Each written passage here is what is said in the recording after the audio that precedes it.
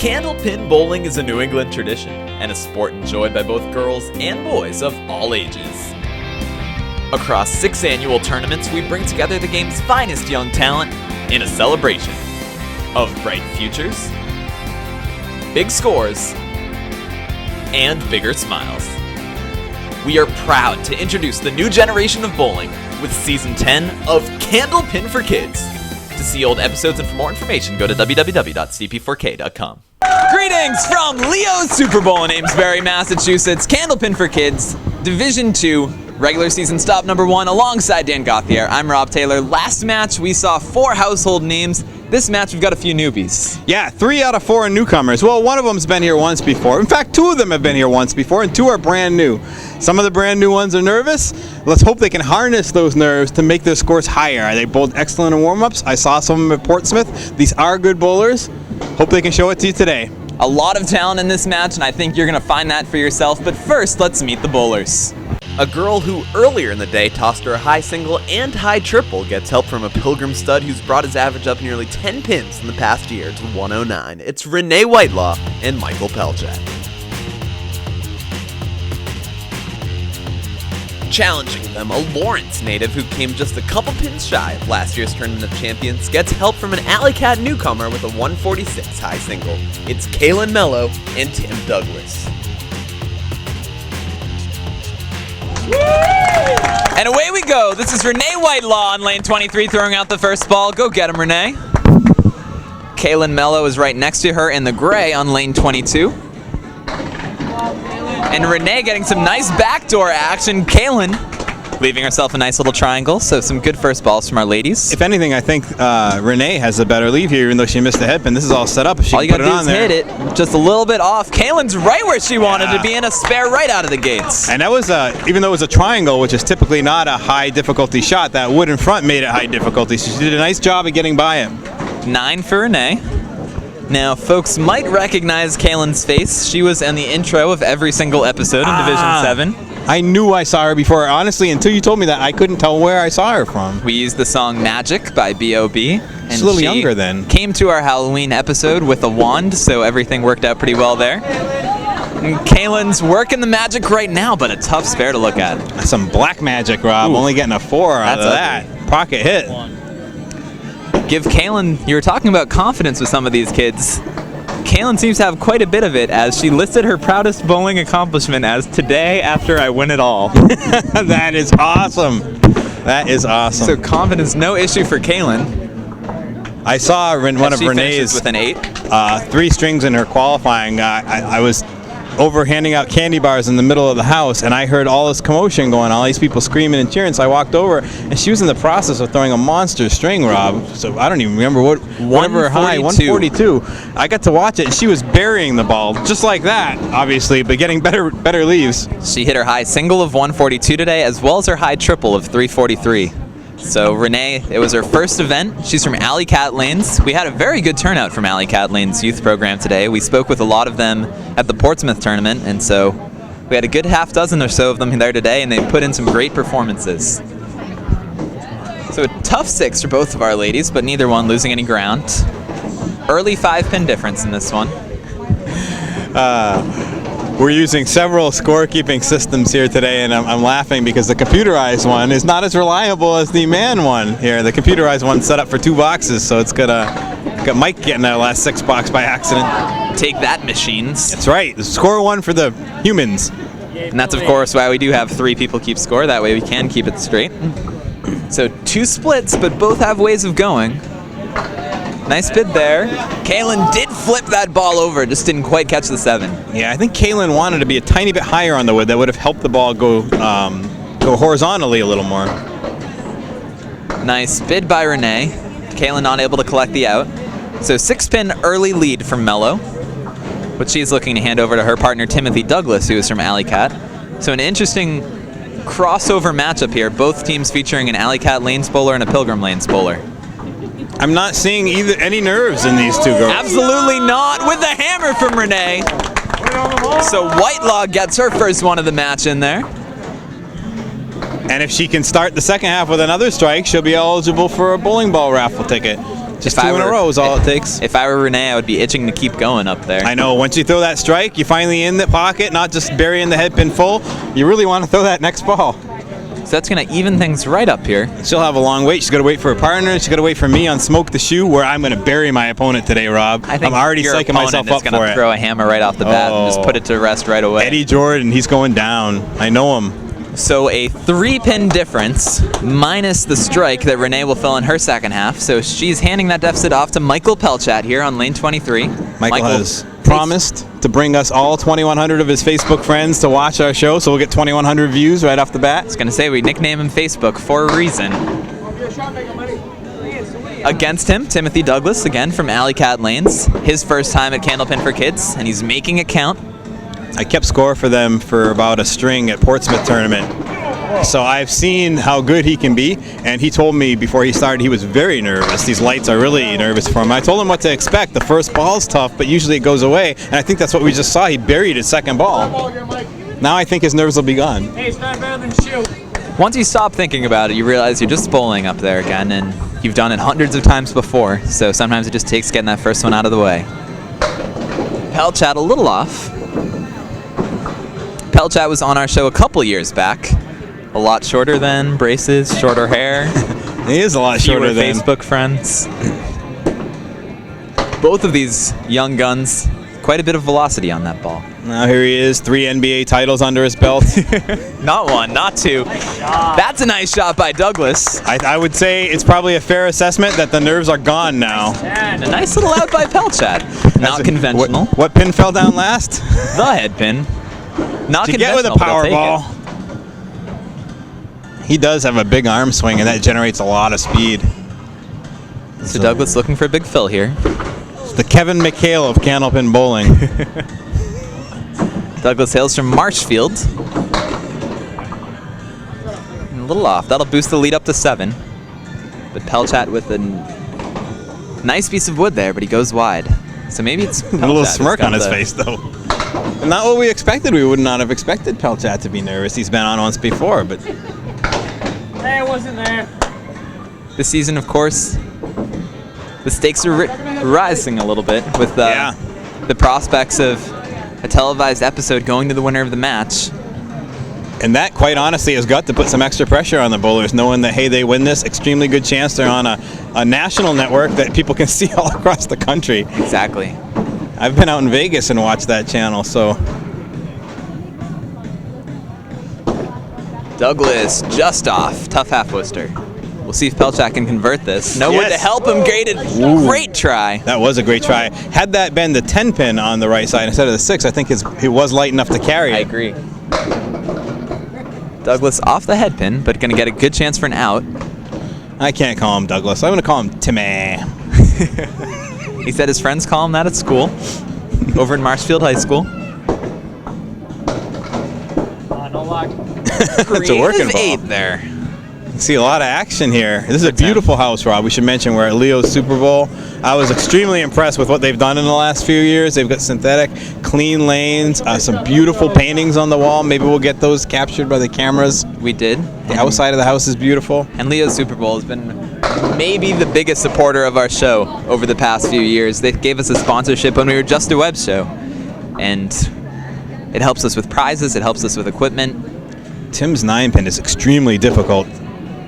That was a 9-pin drop. It was crushed, but that wood was terrible. I don't even know if he realized he would have had to go way up top. Anywhere else was just a roadblock. Hate to see that. So it's going to be a 1-mark match when things settle down. Decent bowling out of the gates, and I bet we'll see some better bowling next. You got Eddie Jordan on your radar, I'm going to crush Eddie Jordan and smoke the shoe. You don't want to miss it. Stay around. Tears will be shed. Welcome back to Candlepin for Kids. This is my favorite segment, Smoke the Shoe. Your favorite segment too, right, Eddie? Yeah. I'm here with Eddie Jordan. We go way back, don't we, Eddie? Yeah. At least a year, right? Yeah. We bowled against each other for fun back at Pilgrim Lanes once, right? With Chris Lombardo way over there. Yeah, do you remember what I threw the last game in that? 140 something. I think it was a 160 something. I wasn't very happy. Yeah, I saved one. I saved my best box for now. I'm going to crush you. What do you think? Good luck with that. Well, you're going to get $5 for competing. 10 if you tie me. I'm not even going to make you beat me. And 20 if you can throw a strike. I noticed you have 3 different balls there. Which one are you planning on using first? Celtics ball. Is it special? No, not really. All right. I wish you luck. Good luck, Eddie. All right, Eddie Jordan giving it his best shot. I think Shu neglected to mention its first 4 strings of that competition against Eddie Jordan. Now we've got Tim Douglas's brother back here to commentate this one with me. Who do you like in this matchup? I think Eddie. Such a bummer. Gonna give it like Eddie? Yeah. Let's see how that first ball is. That's why they give him 3. Now what do you think of your brother's performance today? Oh, okay. Something nice.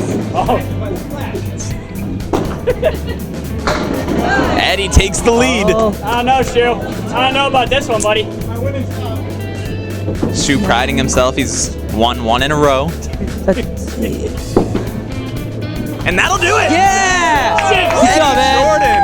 Jordan with the victory ball. And Eddie Jordan smokes the Shu. Join us for our second half.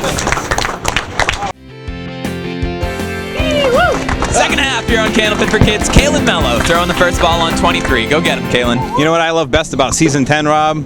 What, Dan? I love all the statistics you do. And I'm going to Dan. save you some work. I'm averaging 6.5 a box right now. 13 total pins divided by 2. That's some good math from Dan Gauthier. That is awesome bowling right there. Quality. Now, this match is 3 pins in favor of Kaylen and Douglas until those 6 by Renee.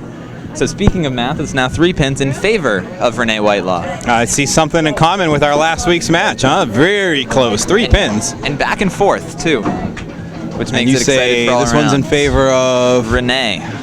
All right, so pink. Team Pink, up 3. Team Pink. Yes, sir. 3 pins. Now, Kaylen has quite an interesting style.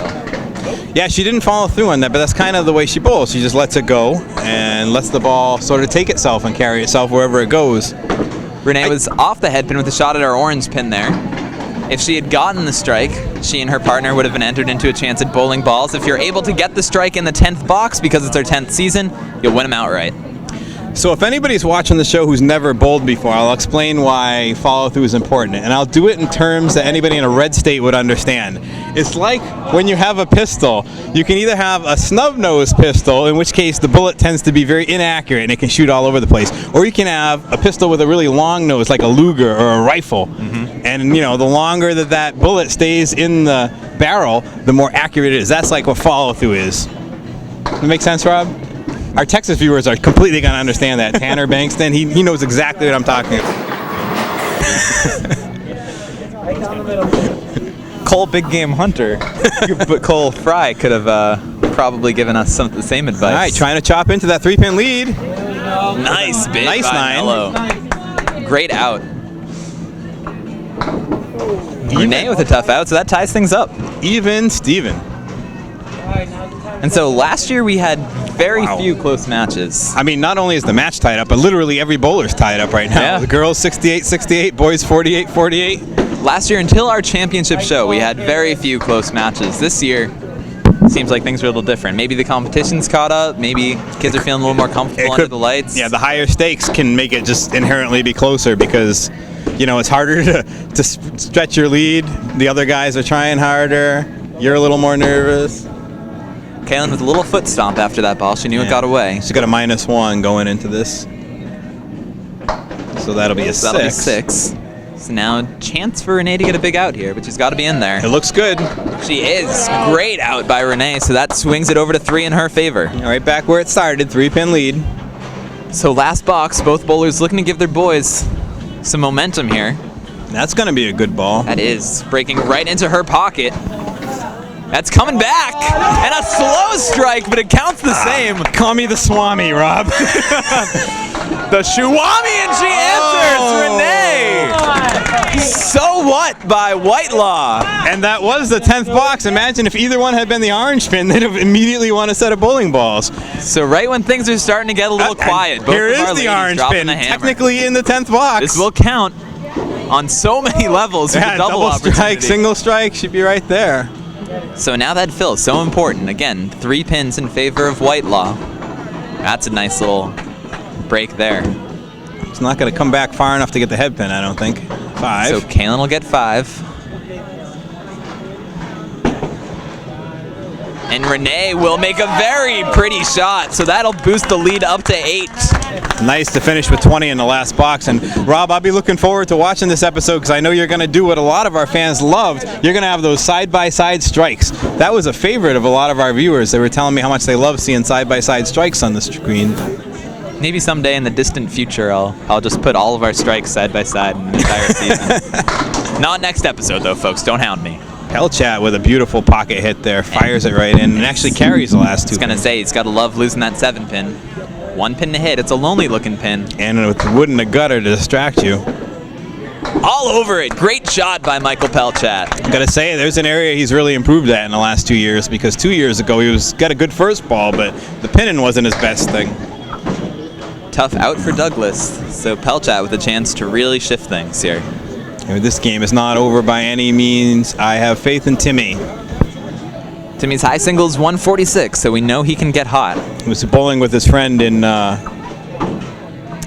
the state tournament, Portsmouth. Great ball. And they were second place or third place for doubles. One of them, maybe even third, but they were very close to winning it all.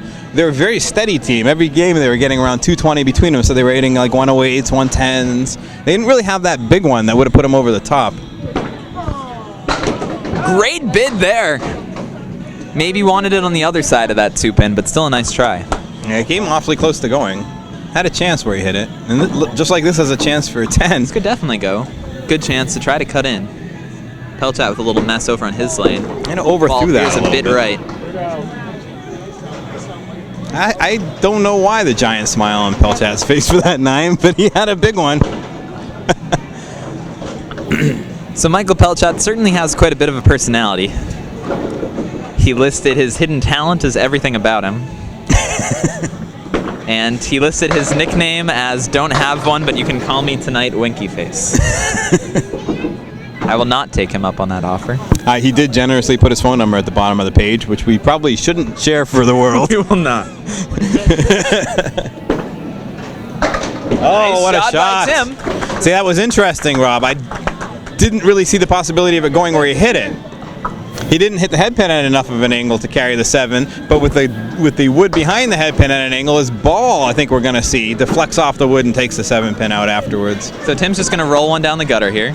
Almost fell down. Yeah, he had good form on that gutter. He did. He's not used to throwing it in the gutter, and let's hope he doesn't remember how he did that. All right, this is a great chance to cut it down. A big fill here. Here's a chance. We've got it as 15, the difference. Want at least 5, and there he goes with at least 5. With a chance for another. Because that gets the lead down to single digits, which means it's 1 mark away. And this is a makeable spare. Rob puts the ball on the head pin, especially if the ball hits the right side of the head pin. The ball should carry that wood and push everything else down. Little off.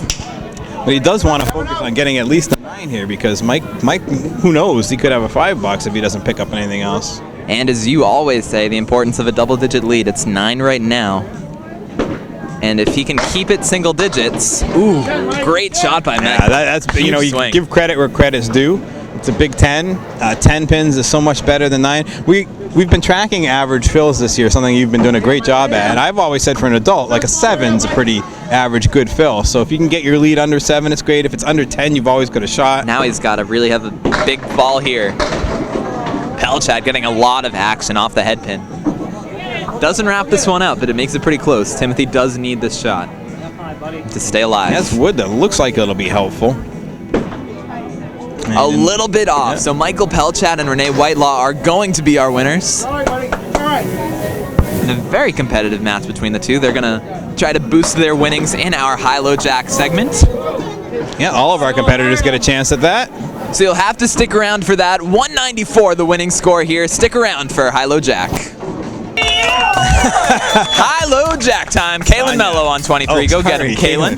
Kaylen, I'm looking at the score thing above her head. I wasn't even paying attention to it. Kaylen a little off. Still a chance to, so that she obviously can't get $50 in bonus gift card anymore. You got to do that on the first ball, but she can get 5. Nice try. And if she makes it for a 5, she'll have, you know, successfully practiced at it for the next time she's here. That's true. Kaylen Melo is a dancer. Not able to get that one. So now it's Renee Whitelaw's turn. Renee coming off a career day. You know, Renee has a lot of head pin hits, so I do think that What got a little bit What a above day for average. her. High single, high triple, Candlepin for kids victory. Not Everybody able so to add far. the high-low jack to the... Every bowler so far seems the to be rest. putting it out there and expecting the ball to break back into the headpin, but it's not quite getting there. It's not overthrowing it.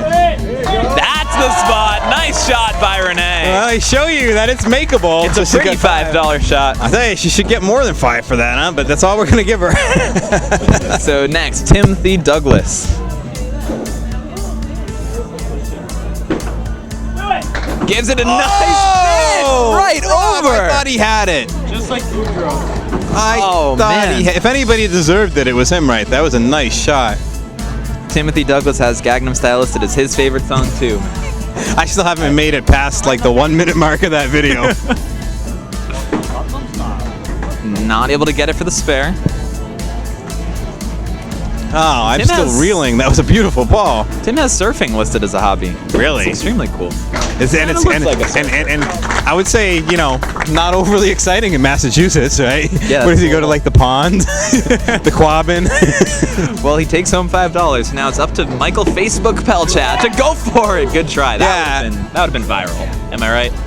It probably would have been. If he smiled at the camera after he made it, then. And you see, despite the fact that he hits the headpin a lot, I would not give him one of the highest chances to make it because his ball is so straight. It has to be perfect. I mean, he would have to take an extra angle. He'd have to hit the headpin on the side. It would be a perfect ball.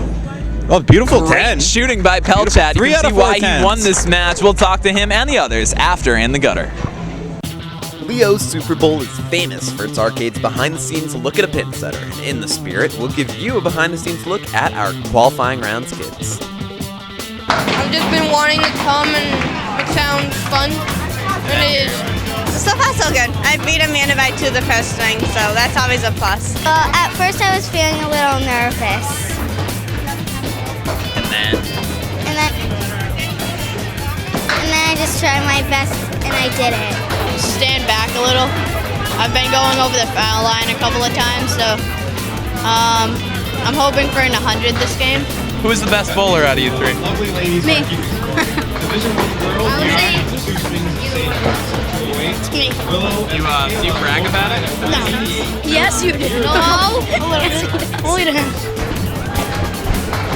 Come on, it's right there. You could be on TV. Do you want to be on TV? No? Welcome back on Candlepin for Kids. Shu is starting with our runners-up. Thank you, Rob. And I'm here with Kaylen. I got it right this time, right? I always want to stick a T in that name.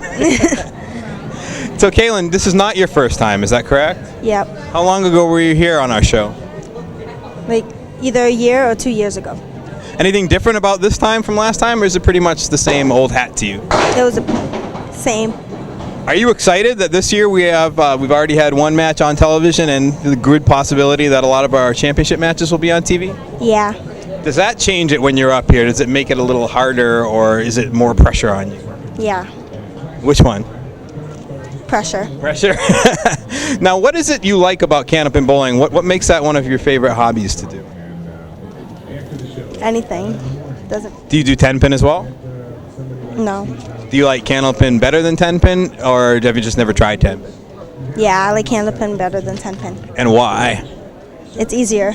You think it's easier, really? Yeah. Because the balls are easier to hold? Mm-hmm. All right, I've never heard anybody say 10 pin's easier before, but you think 10 pin's easier? Yep. Why do you like Candlepin bowling? It's just fun. It's a fun hobby. It's like, yeah, it's fun. I've seen you at Portsmouth. You want to tell our viewers how well you and your partner, first of all, tell them who you had for a partner and then how you did? My brother, Scott. And I didn't know that was your brother, actually. So that's cool. Is that something you prefer, to bowl with a relative as opposed to bowling with maybe a friend? Yeah, just my brother, cause we dominate doubles, we dominate doubles. That's it. So you bowl well together. You click. He knows how to push you, right? Yep. Was he here cheering you on today?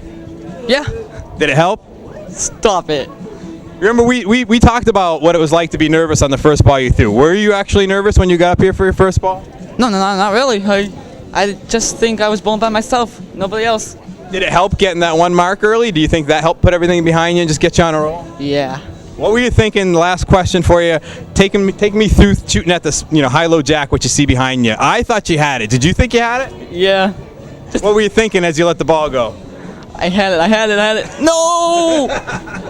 Well, you still got $25. Are we going to see you two come back and try again? Because that's the advantage you have. Yep.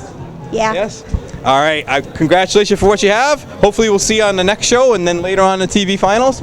Over to you, Rob. Another tight match. I'm here with our champions, Renee Whitelaw and Michael Pelchat. We'll start with you, Renee. What an incredible day you had. So high single, high triple, and then a Candlepin for Kids victory. What's going through your head right now? I don't know. Just blown away by it all? Now, you threw a 142 right off the bat today. Tell me about that string.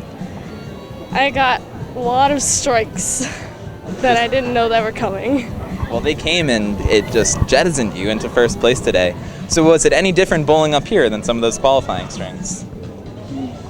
No. No extra pressure or anything like that? Were you thinking any differently or just treating it the same? Same. Treating it the same. Well, you did great up there. You're from Alley Cat Lanes. It was your first Candlepin for Kids experience and you're a winner. Do you have any advice for future people to try Candlepin for Kids? No. Just go throw your high single and high triple and it'll work out for you. Well, congratulations. You had this guy for a partner. What did you think of Mike's performance out there? He's really good. I agree. Michael, you were great all day. You struggled a little bit up there. What was tricky for you? I don't even know. Couldn't hit my spares. Yeah, you had that one that you really struggled with, but you put that one away and you had a few good shots in there. Was there anything you changed in the second half? Not really. Just stuck with it. Now, you threw some giant scores today, and you've been throwing a lot of giant scores this year. How have you improved this year? What's been different? I don't even know what happened. It just, boom, puberty. A couple years ago, you bowled on our show. Today, are things a little different for you? What's different? I didn't bowl a double strike. So, I would have liked to have seen that today, but you're going to have another chance to do that in the championship show. So congratulations to both of you guys. Mike, are you going to get this on your Facebook page? Yes, I am. We've had our eyes on that for years, so I'm glad we'll finally have the chance. So great performance out of these guys. We got a little guy. Our littlest fan. That's give me a high five. And then he just Joey, ran off. he's good. Is that your brother? No, it's my cousin. Your cousin? Was he rooting for you today? Yeah. All right. That hopefully would have been enough to power you over the edge, but not quite this time. So a lot of fans and relatives here cheering these kids on today, and it was a pretty good match because of it. It's a great match. I'm going to be very interested to see where this team gets seated. I'm sort of expecting somebody to put a monster, so I'm thinking maybe second and third, and then how will they react? Because they've had some experience now, but not a lot. And that television pressure is different than this. See, this is internet pressure, television pressure, a lot of potential. It'll be very cool to see how it translates in a couple of months. It's going to be fun to keep our eyes on them, and it's going to be fun to keep your eyes on our episodes. They're all on www.cp4k.com, where you can see this one and all of our other episodes. On behalf of the entire Candlepin for Kids staff, thank you for watching us here from Leo's Super Bowl, alongside Dan Gauthier. I'm Rob Taylor. Thanks for watching, everybody.